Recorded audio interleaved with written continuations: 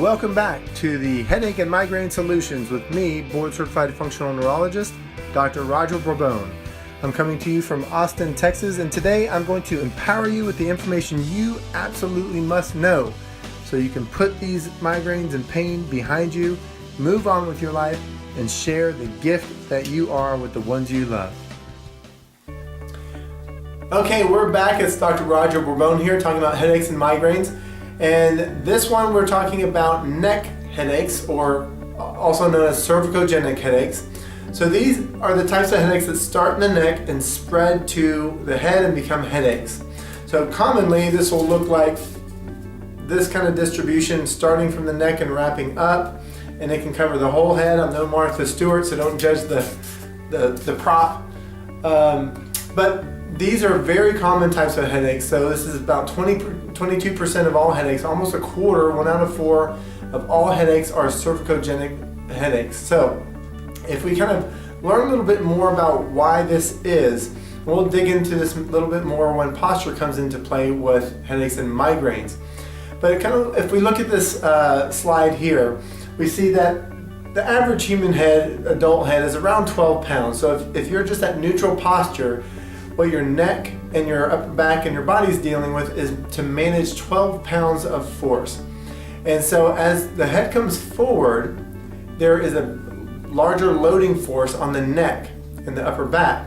So now that 12-pound head with just a little bit forward can feel like 32 pounds. A little bit forward from that can feel about 42 pounds. So that's only about 2 to 3 inches more forward with your position.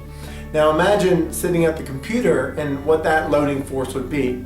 So obviously if I'm holding a bowling ball here, it's 12 pounds, and if it's out here, it's just a lot heavier to hold. And that's the same concept that's going on. And what's having to negotiate all of this are all these neck muscles.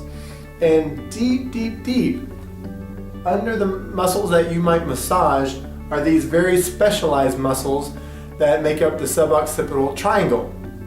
And if you look underneath them, you can see all this network of nerves, and these can go wrapping up to the top of the head. So a lot of times responsible for a type of headache called occipital neuralgia or occipital headaches. And then also right in here is the vertebral artery, one of the main 4 arteries that feeds the brain. So again, if we decrease the blood flow to the brain, we're going to end up with headaches. So now if we just kind of pull this apart a little bit, if we look at just the normal curve of the neck, so this is a pretty darn good neck. It's actually my wife's neck. And so we have this normal curve here, and that curve acts like a shock absorber. So with that curve, we have a compression and a decompression, kind of like a spring or a coil. So as you walk, breathe, jog, whatever it might be, force goes down, and then with that curve, it can spring back up, and this helps to keep the discs of the spine with good volume on there, so they have cushioning and then also good range of motion like a giant ball bearing. So if we lose that shape, then we end up with something like this, or a reverse curve in the neck, or a head forward posture. So this is a patient who showed up specifically with headaches, and of course his headaches were cervicogenic headaches.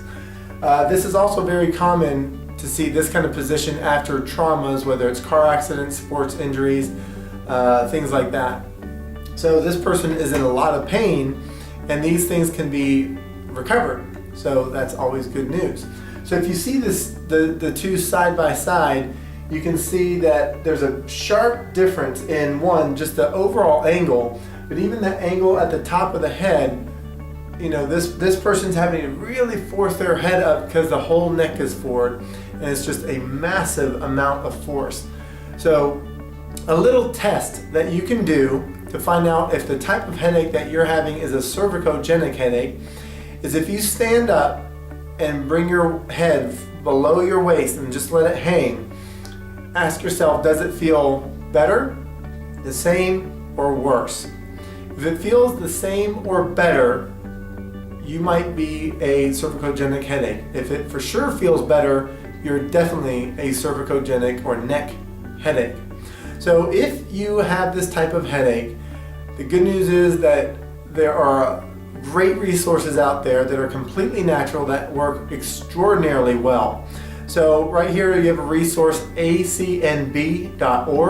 You can go to the doctor locator there and type in your zip code, a search radius, and all that sort of thing, and you'll find an extremely qualified doctor who has a lot of training to help with cervicogenic headaches.